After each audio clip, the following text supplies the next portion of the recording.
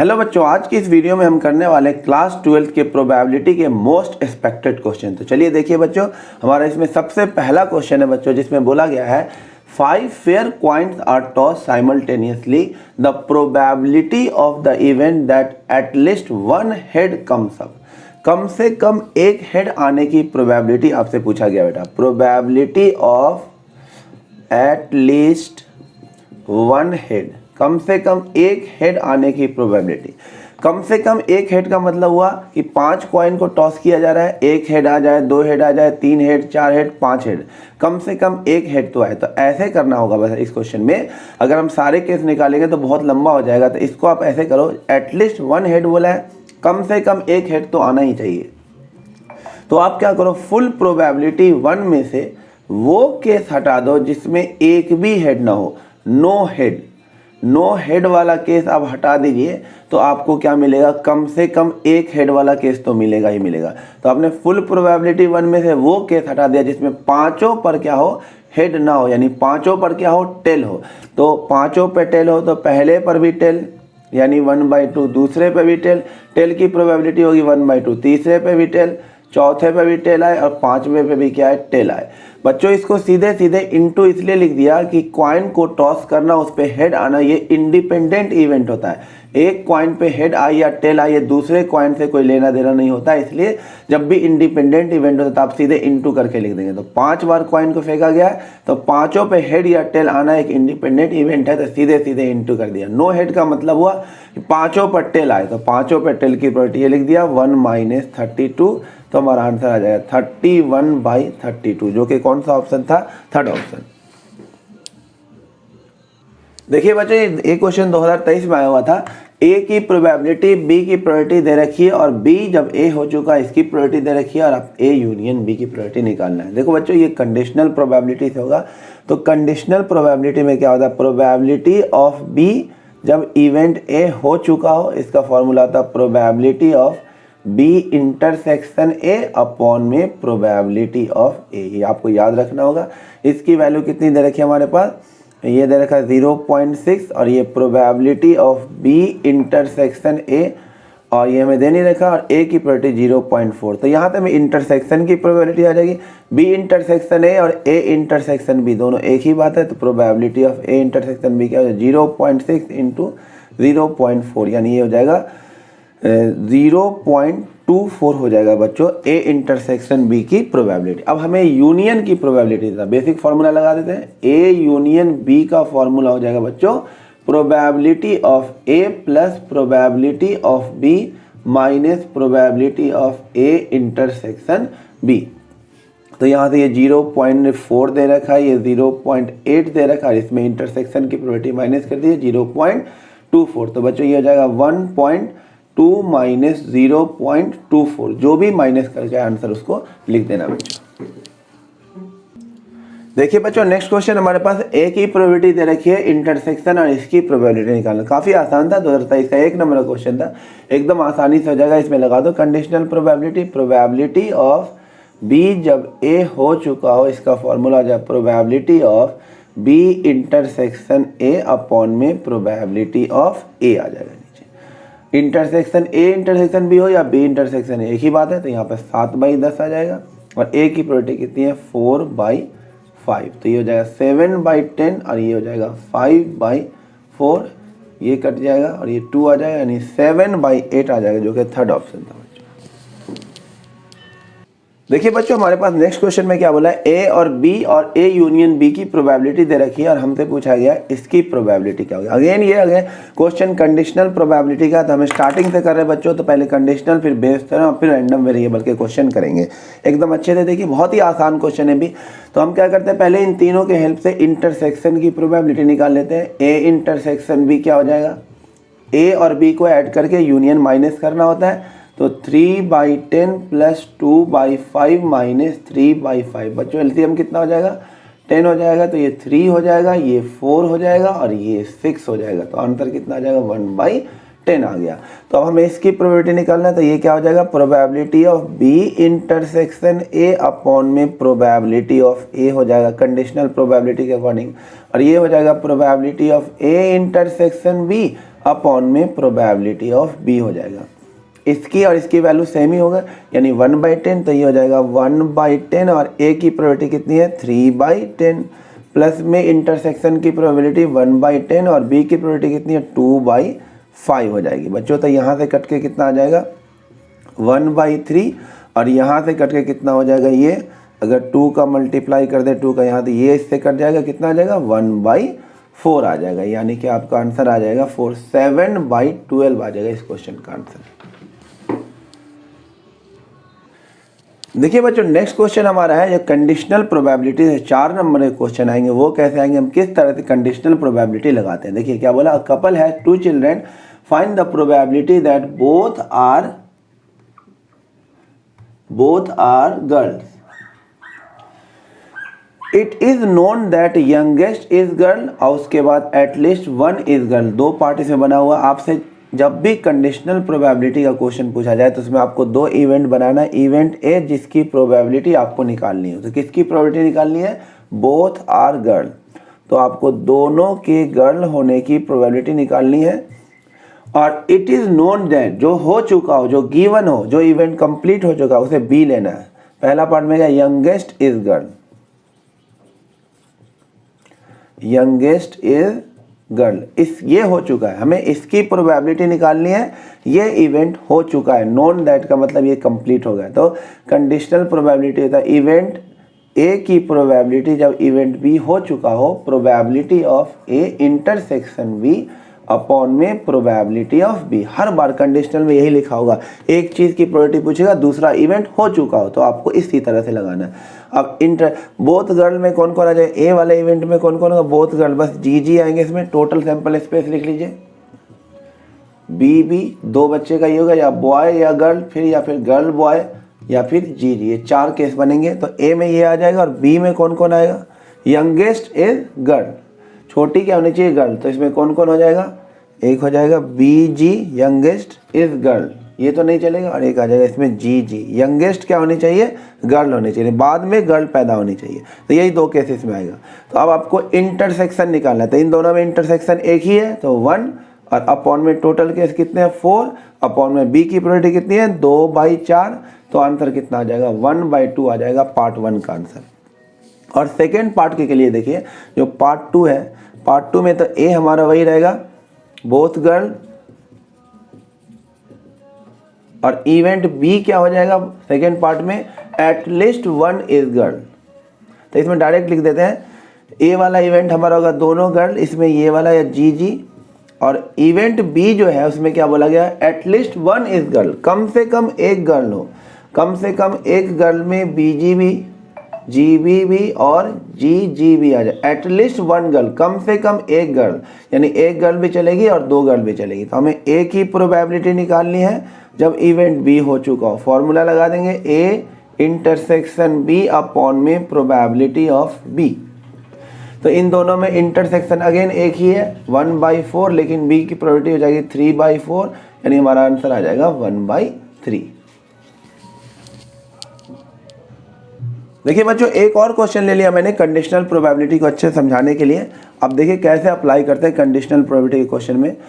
A black and red die are rolled together, find the conditional probability of obtaining sum 8 given that red die result in the number less than 4। तो बच्चों conditional probability में हर बार एक event आपको वो लेना है जिसका probability आपको निकालना हो। तो हमें किसकी प्रोबेबिलिटी निकालनी है, find conditional probability of obtaining sum 8। तो ए को ले लिया हमने सम 8, और दूसरा इवेंट देखना हर बार या तो लिखा होगा गिवन दैट, या तो नोन दैट, या तो जो इवेंट हो चुका हो, कंप्लीट हो चुका हो। तो कौन इवेंट हो चुका है, given that the red die result in the number less than 4। तो बी इवेंट जो हो चुका उसे बी लेना, उसे क्या लिख देना, less than 4 on the red. Red वाला देखिए सेकेंड वाला डाइस, तो रेड वाले डाइस पे क्या नंबर 4 से कम, इसकी प्रोबेबिलिटी हमें निकालनी है। ए की निकालनी है, बी हो चुका है। फॉर्मूला देखिए, प्रोबेबिलिटी ऑफ ए जब बी हो चुका हो, probability of A intersection B upon में प्रोबेबिलिटी ऑफ बी आ जाएगा। अब आप देखिए इवेंट ए में कौन कौन आएगा, इवेंट ए में आ जाएगा सम 8 होना चाहिए, तो सम 8 आ जाएगा फर्स्ट वाली लाइन से तो नहीं आएगा, 2 6 हो जाएगा सम 8 में, 3 5 हो जाएगा, सम 8 आना चाहिए, 4 4 हो जाएगा, 5 3 हो जाएगा और 6 2 हो जाएगा। बस यही केस आएगा सम 8 का। और इवेंट बी में क्या आ जाएगा, जो रेड वाला डाई है उस पर 4 से नंबर कम होना है, रेड डाई बाद में यानी सेकंड वाला, तो ये आ जाएगा 1 1 चलेगा, 1 2 चलेगा, 1 3 चलेगा। रेड वाले पे देखिए 4 से कम नंबर है, 1 4 नहीं चलेगा क्योंकि रेड वाले पे 4 से कम ही नंबर होना चाहिए। उसी तरह से 2 1 भी चलेगा, 2 2 भी चलेगा और 2 3 भी चलेगा, यानी रेड वाला डाइस बाद वाला, यानी इसमें 4 से ज़्यादा नंबर नहीं आना चाहिए। उसी तरह 3 1 3 2 और एक और आ जाएगा 3 3। उसी तरह से 4 1 4 2 और 4 3, फिर 5 1 5 2 और 5 3 और 6 1 6 2 और 6 3। ये 4 नंबर का क्वेश्चन था, थोड़ा सा टाइम लग सकता है। ये आपको दोनों इवेंट आ गया। अब आपको क्या देखना है, इन दोनों में इंटरसेक्शन क्या है। तो आप देखिए इंटरसेक्शन ये ऐसे देख लीजिए जिसमें क्या हो, रेड वाले में 4 से कम हो, एक तो ये वाला इंटरसेक्शन में आ जाएगा, एक ये वाला इंटरसेक्शन में आ जाएगा और ये तीनों नहीं आएगा क्योंकि इसमें रेड पे देखिए 4 या 4 से ज़्यादा, यही दोनों कॉमन होगा। आप देख लीजिए इंटरसेक्शन में सिर्फ यही 2 इवेंट कॉमन होगा, तो ऊपर आ जाएगा 2 और 2 डाइस को फेंका तो टोटल केस कितना हो जाएगा 36 अपॉन में बी की प्रोबेबिलिटी। बी कितना है देखिए, ये 18 है, शायद 18 है, तो यहाँ पर आ जाए 18/36। तो आंसर क्या आ जाएगा बच्चों 2/18 यानी कि 1/9 इज द राइट आंसर। देखिए बच्चों नेक्स्ट क्वेश्चन हमारे पास इंडिपेंडेंट इवेंट के क्वेश्चन अब होंगे। इसमें बोला गया है, फर्स्ट क्वेश्चन है इंडिपेंडेंट इवेंट का, ए और बी 2 इंडिपेंडेंट इवेंट है और ए और बी की प्रोबेबिलिटी दे रखी है, तो इसकी और इसकी हमें प्रोबेबिलिटी निकालनी है। तो बच्चों याद रखना, जब इवेंट इंडिपेंडेंट हो तो probability of A intersection B किसके इक्वल होगा, probability of A into probability of B. और क्या याद रखना है, A complement intersection B complement, ये भी सीधे सीधे अलग अलग लिखा जाएगा। कब, जब इवेंट क्या हो, इंडिपेंडेंट हो। तो ये कंडीशन है, याद रखना। या ऐसा भी लिखा हो ए कॉम्प्लीमेंट इंटरसेक्शन बी, तो इसे भी आप अलग अलग लिख देना, ए कॉम्प्लीमेंट की probability into probability of B. ये सब कब होगा, जब ए और बी क्या होगा, इंडिपेंडेंट होगा। अब ए और बी की प्रोबेबिलिटी दे रखा है, हमसे पूछा गया प्रोबेबिलिटी ऑफ ए जब बी हो चुका हो। बच्चों जब ए और बी इंडिपेंडेंट होगा तो ए की प्रोबेबिलिटी बी के होने ना होने पर डिपेंड नहीं करेगा, तो सीधे आंसर आ जाएगा प्रोबेबिलिटी ऑफ ए, यानी आ जाएगा इसका 1/3। उसी तरह से प्रोबेबिलिटी ऑफ बी कॉम्प्लीमेंट जब ए हो चुका हो, अगेन ये इंडिपेंडेंट है तो ए के होने ना होने से कोई फर्क नहीं पड़ेगा, आंसर आएगा प्रोबेबिलिटी ऑफ बी कॉम्प्लीमेंट। अब बी की प्रोबेबिलिटी 1/4 है तो बी कॉम्प्लीमेंट की प्रोबेबिलिटी हो जाएगी 1 - 1/4 यानी कि 3/4। देखिए बच्चों next question again independent event का है, क्योंकि बच्चों देखो जब कोई प्रॉब्लम को सॉल्व किया जाता है किसी स्टूडेंट के थ्रू, तो एक स्टूडेंट और दूसरा स्टूडेंट किसी प्रॉब्लम को सॉल्व करेगा तो उन दोनों के जो सॉल्व करने की प्रोबेबिलिटी होगी ऑब्वियस सी बात होगी इंडिपेंडेंट होगी। तो ये इवेंट क्या होगा, प्रॉब्लम के सॉल्व करने वाली प्रोबेबिलिटी, डाइस को फेंका उस पर 6 आए 4 आए, ये सब क्या हो गया, इंडिपेंडेंट इवेंट हो गया। क्योंकि कोई भी बच्चा कोई भी स्टूडेंट जब प्रॉब्लम सॉल्व करेगा तो वो अपनी अपनी एबिलिटी से सॉल्व करेगा, दूसरे स्टूडेंट से कोई लेना देना नहीं होगा। तो प्रॉब्लम सॉल्व करना ये एक इंडिपेंडेंट इवेंट हो गया स्टूडेंट के थ्रू। अब आपसे बोला गया 3 स्टूडेंट है, तीनों के किसी प्रॉब्लम के सॉल्व करने की प्रोबेबिलिटी दे रखी है। मान लेते हैं कि स्टूडेंट ए है, उसके सॉल्व करने की प्रोबेबिलिटी 3, एक स्टूडेंट बी के सॉल्व करने की प्रोबेबिलिटी 1/4 और एक स्टूडेंट सी के उस प्रॉब्लम को सॉल्व करने की प्रोबेबिलिटी है 1/6। और आपसे पूछा गया find probability that at least one of them solve the problem. At least one of them, at least one of them solve the problem. कम से कम एक स्टूडेंट तो उसे प्रॉब्लम को सॉल्व कर ही दे।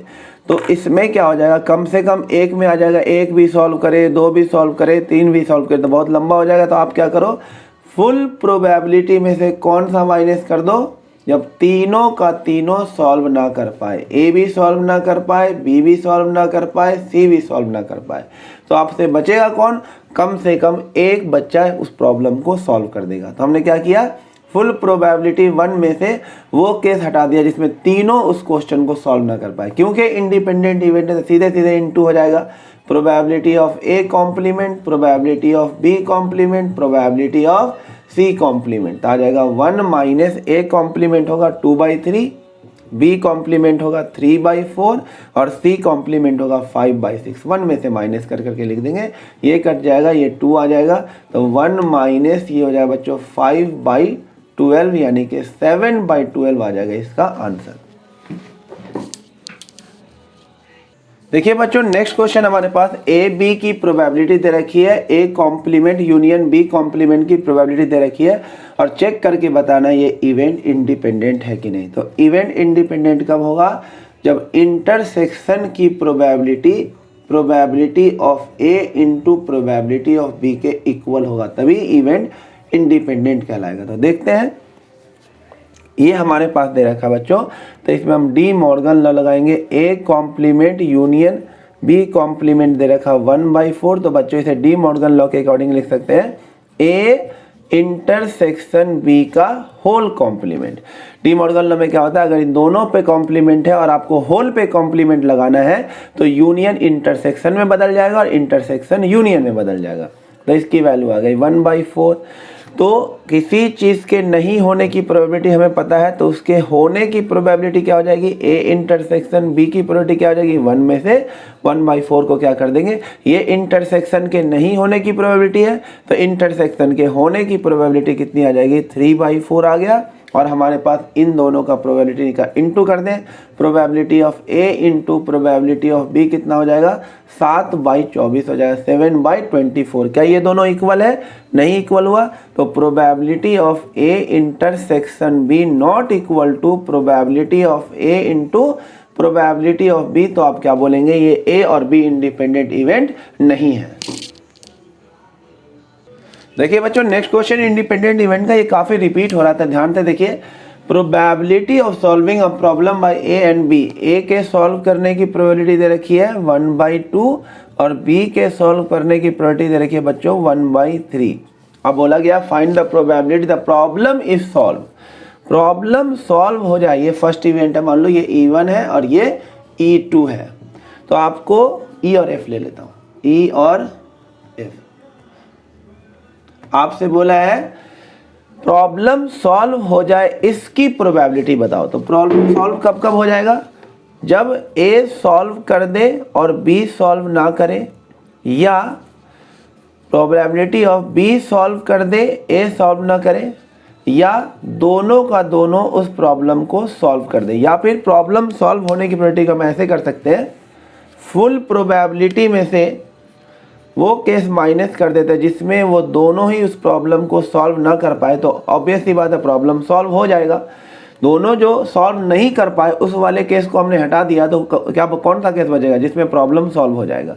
तो 1 क्योंकि इंडिपेंडेंट है, ये अलग अलग लिखा जाएगा, इस केस में आप प्रॉब्लम सॉल्व हो जाएगा। 1 माइनस ए कॉम्प्लीमेंट हो जाएगा 1/2 और बी कॉम्प्लीमेंट हो जाएगा 2/3, ये इससे कट जाएगा, अगेन आ जाएगा 2/3। फर्स्ट पार्ट का आंसर 2/3। सेकेंड इवेंट की प्रोबेबिलिटी क्या है, exactly one of them solve the problem, यानी ए सॉल्व करे तो बी सॉल्व ना करे, या बी सॉल्व करे तो ए सॉल्व ना करे। बोला ना एग्जैक्टली एक ही सॉल्व करे, तो इंडिपेंडेंट है, सीधे सीधे इंटू कर दीजिए।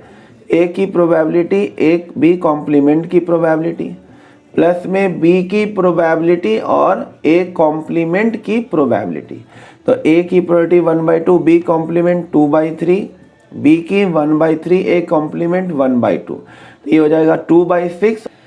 तो इसकी प्रोबेबिलिटी क्या हो जाएगी बच्चों, 2/6 और 1/6, ये हो जाएगा 3/6 यानी कि 1/2 आ जाएगा इसका आंसर।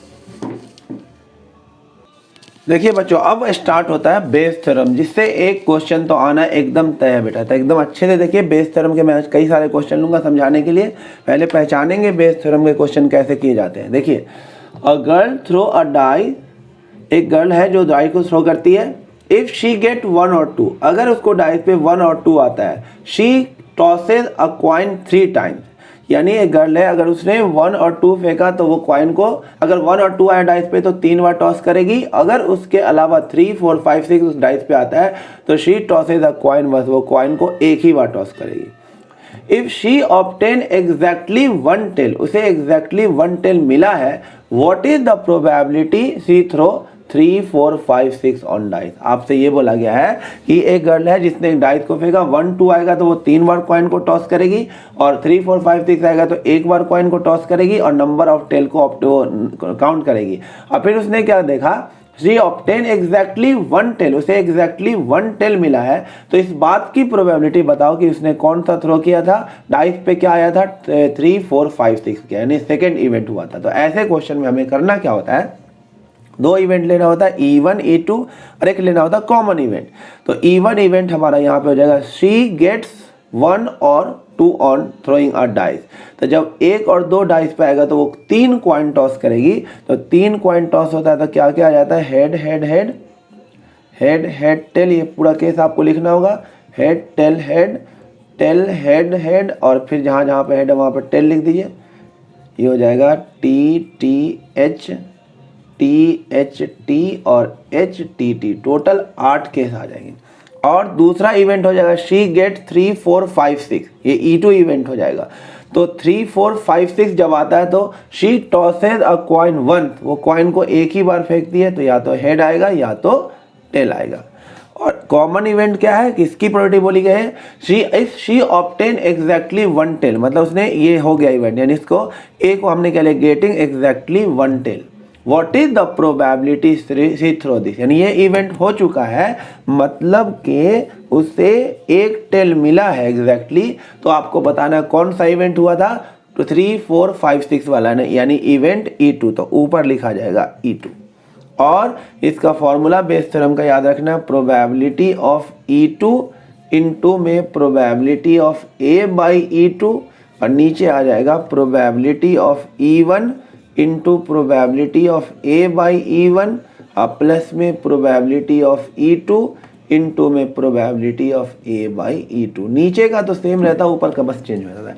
अब हमें निकालना होगा प्रोबेबिलिटी ऑफ E1 क्या होगा, E1 शी गेट 1 और 2, 1 और 2, एक डाइस में 1 और 2 आने की प्रोबेबिलिटी होगी 2 बाई 6, यानी 1 बाई 3। अब हम निकालेंगे प्रोबेबिलिटी ऑफ E2 यानी शी गेट 3 4 5 6, यानी एक डाइस पे 3 4 5 6 की प्रोबेबिलिटी कितनी हो जाती है, 4 बाई 6, यानी कि 2 बाई 3। अब हम निकालेंगे probability of A by E1। A by E1 का मतलब हुआ बच्चों, A बाई E1 का एग्जैक्टली 1 हेड की प्रोबेबिलिटी, जब इवेंट ये वाला हुआ तो एग्जैक्टली 1 हेड इसमें कितनी बार है, एग्जैक्टली 1 हेड 1 2 और 3, तो हो जाएगा ये 3 बाई 8। अब हम निकालेंगे probability of A by E2, इसका मतलब हुआ एग्जैक्टली 1 टेल, एग्जैक्टली 1 टेल की प्रोबेबिलिटी, 1 एग्जैक्टली 1 टेल 3 ही बार होगा। देखो फिर से देखो, A बाई E1 का मतलब क्या हुआ, एग्जैक्टली 1 टेल की प्रोबेबिलिटी जब इवेंट ये वाला हुआ, एग्जैक्टली 1 टेल कितनी बार है, 1 टेल यहाँ हुआ, यहाँ हुआ, यहाँ 3 बाई 8। अब इसमें A बाई E2 क्या हुआ, एग्जैक्टली 1 टेल की प्रोबेबिलिटी जब इवेंट E2 हुआ हो, यानी ये वाले इवेंट में एग्जैक्टली 1 टेल एक ही बार है, 1 बाई 2, क्योंकि 2 ही केस है इसमें। अब इन चारों की वैल्यू आप यहाँ पुट कर देंगे और आपको जो आंसर आएगा वही आपको 5 नंबर देकर जाएगा। देखिए बच्चों, नेक्स्ट क्वेश्चन काफ़ी इंपॉर्टेंट है, मोस्ट इंपॉर्टेंट, जिसमें क्या बोला गया है, in answering a question on a MCQ test a student either know the answer or guesses, या तो स्टूडेंट आंसर जानता हो या फिर वो गेस करेगा। Let 3 by 5 be the probability that he know the answer, answer के जानने की प्रोबेबिलिटी कितनी है, 3 बाई 5, और 2 बाई 5 उसके गेस करने की प्रोबेबिलिटी है। Assuming that a student who guesses the answer will be correct with probability 1 by 3, यानी अगर वो स्टूडेंट आंसर गेस करके देता है तो उसके सही होने की प्रोबेबिलिटी कितनी है, 1 बाई 3। तो आपसे पूछा गया what is the probability that a student no the answer given that answer is correct. तो आपसे पूछा गया बच्चों, देखो ध्यान से, मैंने क्या किया इस वीडियो में, देखिए ये बेस थ्योरम का क्वेश्चन हो गया, इसमें 2 इवेंट हो गया, E1 क्या, ही नो द आंसर, और E2 हो गया ही गेसेस द आंसर, और कॉमन इवेंट हो गया आंसर इज करेक्ट। तो आपसे बोला गया है given that answer is correct, answer correct है। अब इस बात की प्रोबेबिलिटी बताओ, what is the probability that a student no the answer, a student answer को जानता था, इसकी प्रोबेबिलिटी बताओ। यानी कि क्वेश्चन करेक्ट हो गया है। तो इस बात की प्रोबेबिलिटी बताओ कि वो स्टूडेंट उस क्वेश्चन आंसर को जानता था।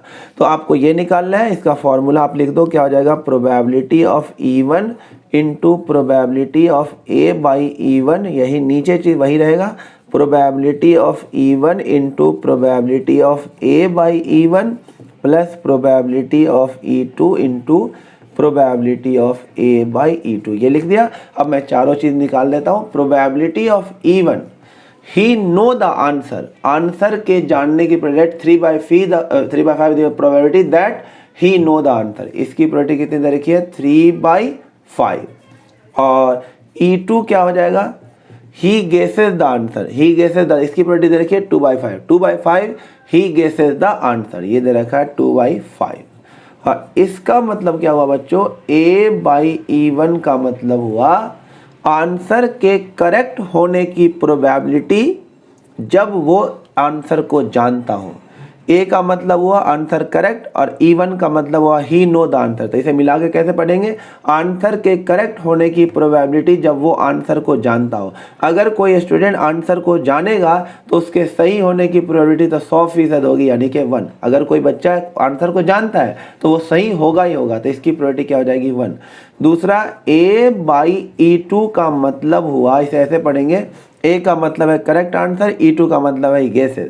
तो आंसर के करेक्ट होने की प्रोबेबिलिटी जब वो गेस करके देगा, यानी तुक्का मारेगा, तो ये आपको दे रखा है, देखो यहाँ पे लिखा हुआ है, assuming that a student who guesses the answer will be correct with probability 1/3, यानी गेस करके अगर आंसर देगा तो उसके करेक्ट होने की प्रोबेबिलिटी क्या होगी, 1/3। अब ये चारों चीज को आपको यहाँ भर देना है और आपको आंसर गेट कर लेना और फिर 5 नंबर आपको मिल जाएंगे। देखिए बच्चों, नेक्स्ट क्वेश्चन बेस थ्योरम पे क्या बोला गया, a man is known to speak truth 3 out of 5 time, and एक आदमी है जो 3 बार सच बोलता है 5 टाइम में, यानी उसके सच बोलने की प्रोबेबिलिटी हो जाएगी 3/5। He throw a dice and report that it is 1, उसने एक डाइस को फेंका, उसने रिपोर्ट किया कि इसमें 1 आया। What is the probability that it is actually a 1, और वो सच में 1 आया, इसकी प्रोबेबिलिटी बताओ। तो बच्चों यहाँ पे E1 क्या हो जाएगा, मैन स्पीक ट्रूथ, E2 हो जाएगा मैन स्पीक लाई, और कॉमन इवेंट क्या हो जाएगा, ही रिपोर्ट 6। तो आपसे बोला गया है he throw a die and report that it is 1, यानी कि उसने एक डाइस फेंका, उसने रिपोर्ट कर दिया कि 1 आया है।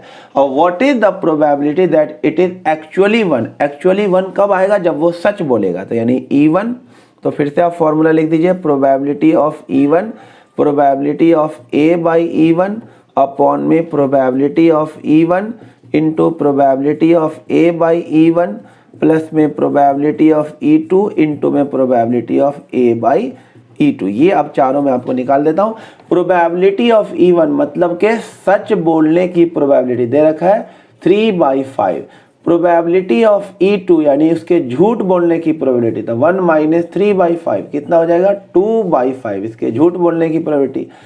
A अपॉन E1 को बच्चों पढ़ो क्या हुआ, इसका मतलब हुआ A का मतलब ही रिपोर्ट 6 और E1 का मतलब है मैन स्पीक ट्रूथ, मतलब वो 1 रिपोर्ट करे जब वो सच बोल रहा हो, तो इसकी प्रोबेबिलिटी बताना है। यानी 1 रिपोर्ट कर रहा है और सच भी बोल रहा है, तो एक्चुअली में 1 आया होगा, तो 1 के आने की प्रोबेबिलिटी एक डाइस में कितनी होती है, 1/6। A बाई E2 का मतलब हुआ कि वो रिपोर्ट तो करे 1 लेकिन वो झूठ बोल रहा हो, यानी रिपोर्ट कर रहा है 1 और अगर वो झूठ बोल रहा है तो 1 नहीं आया होगा, 2 आया होगा, 3 आया होगा, 4 आया होगा, 5 आया होगा, या इसमें से कोई आया होगा। तो इसका मतलब हुआ 1 रिपोर्ट करे लेकिन वो झूठ बोल रहा हो, मतलब 1 नहीं आने की प्रोबेबिलिटी, 1 नहीं आने की प्रोबेबिलिटी क्या हो जाएगी, 5/6। ये चारों आ गया, इसमें फिल कर दीजिए, आपको आंसर मिल जाएगा। अब देखिए बच्चों, नेक्स्ट क्वेश्चन हमारा बेस थ्योरम पे, इसमें क्या बोला गया, card from a pack of 52 card is lost, from remaining cards 3 cards are drawn at random without replacement and found to be all spade, find the probability that lost card is being spade. आपसे क्या बोला गया है, एक card है, 52 card में से कोई एक कार्ड लॉस्ट हो गया है और उस बचे हुए 51 कार्ड में से 3 कार्ड को निकाला गया और वो तीनों का तीनों क्या मिला, स्पेड मिला। तो इस बात की प्रोबेबिलिटी बताओ कि जो लॉस्ट कार्ड है वो स्पेड है। तो हमने इवेंट E1 क्या लिया, lost card is spade, E2 क्या लेंगे, lost card is not a spade, और कॉमन इवेंट ए क्या हो जाएगा, drawn all 3 cards are spade. तो देखिए बच्चों हमसे क्या बोला गया है, बोला है कि और बोला what is the probability that lost card is being spade, और जो 3 कार्ड निकाला वो तीनों का तीनों स्पेड है, तीनों का तीनों स्पेड है, और लॉस्ट कार्ड भी क्या हुआ, स्पेड यानी कि E1। इसकी प्रोबेबिलिटी निकालनी, फॉर्मूला लिख देंगे, probability of E1, probability of A by E1 upon में probability of E1 into probability of A by E1 plus में probability of E2 into probability of A by E2, ये हमने लिख दिया। अब हम चारों की प्रोबेबिलिटी निकाल लेते हैं। प्रोबेबिलिटी ऑफ E1 यानी लॉस्ट कार्ड स्पेड, स्पेड के गुम होने की प्रोबेबिलिटी, तो टोटल स्पेड होता है 13, तो 13 अपॉन में 52 यानी 1/4। प्रोबेबिलिटी ऑफ E2 का मतलब हुआ जो लॉस्ट कार्ड है वो स्पेड नहीं है, तो स्पेड नहीं है तो बचे हुए कार्ड कितने हैं, 39 अपॉन में 52 यानी कि 3/4। अब ध्यान से सुनिएगा, A बाई E1 का क्या मतलब हुआ, A बाई E1 का मतलब हुआ बच्चों, A है जो तीनों कार्ड आपने लिया वो तीनों का तीनों स्पेड हो, उसकी प्रोबेबिलिटी जब लॉस्ट कार्ड भी क्या हो, स्पेड। तो बच्चों टोटल स्पेड होता है 13 और एक लॉस्ट कार्ड स्पेड ही है, तो एक कार्ड गुम हो गया, यानी जो स्पेड हो गया 12 बचा, और उस 12 स्पेड में से 3 स्पेड को लेने का तरीका क्या हो जाएगा, 12C3, और अपॉन में जो टोटल कार्ड है, एक कार्ड तो कम हो चुका है, 51C3 आ जाएगा। फिर से समझिए, probability of A upon E2 का क्या मतलब हुआ, जो A का मतलब क्या है, जो drawn all 3 cards are spade, लेकिन E2 हो चुका मतलब जो लॉस्ट कार्ड है वो स्पेड नहीं है। तो जब लॉस्ट कार्ड स्पेड नहीं है तो आपके पास तो टोटल 13 के 13 स्पेड होंगे, तो 13 स्पेड में से 3 स्पेड को लेने का तरीका हो जाएगा बेटा 13C3, और अपॉन में टोटल कार्ड तो एक कम हो ही जाएगा, तो ये हो जाएगा 51C3। फिर इन चारों की यहाँ वैल्यू पुट करेंगे, आप सॉल्व करेंगे अच्छे से, और आपको पूरे 5 के 5 नंबर मिल जाएंगे। देखिए बच्चों नेक्स्ट क्वेश्चन हमारा है काफी इंपॉर्टेंट, रैंडम वेरिएबल से ऐसे क्वेश्चन एकदम समझिए आते ही आते हैं। तो इसमें आपको इस तरह से ये दे रखा होगा और आपको ये सारी चीजें पूछी जाएगी। बच्चों हम क्या करते हैं ऐसे क्वेश्चन में, पहले क्या कर लेते हैं, इसका प्रोबेबिलिटी डिस्ट्रीब्यूशन बना लेता हूं, तो हमें क्वेश्चन करना आसान हो जाएगा। तो आपको ऐसा टेबल बना लेना बच्चों, यहाँ पे लिख देना है x की वैल्यू क्या क्या है बताइए, 0 है, फिर x की वैल्यू कितनी है बच्चों, 1 है, फिर x की वैल्यू 2 है, फिर x की वैल्यू 3 है, और फिर उसके बाद अदरवाइज के लिए तो 0 ही है, तो इसकी ज़रूरत है नहीं। और उसके बाद उसकी प्रोबेबिलिटी दे रखी है, probability of x is equal to 0 के लिए प्रोबेबिलिटी कितनी है, 0.1, x इज इक्वल टू 1 के लिए प्रोबेबिलिटी क्या है, kx², तो x की जगह 1 डाल देंगे तो क्या आ जाएगा, ये k आ जाएगा। फिर x इज इक्वल टू 2 के लिए प्रोबेबिलिटी कितनी है, kx, और x की जगह 2 डाल देंगे तो क्या आ जाएगा, यहाँ पे 2k आ जाएगा। फिर x इज इक्वल टू 3 के लिए भी प्रोबेबिलिटी कितनी है, kx, तो x की जगह 3 डाल देंगे तो यहाँ पे क्या आ जाएगा, 3k आ जाएगा बच्चों।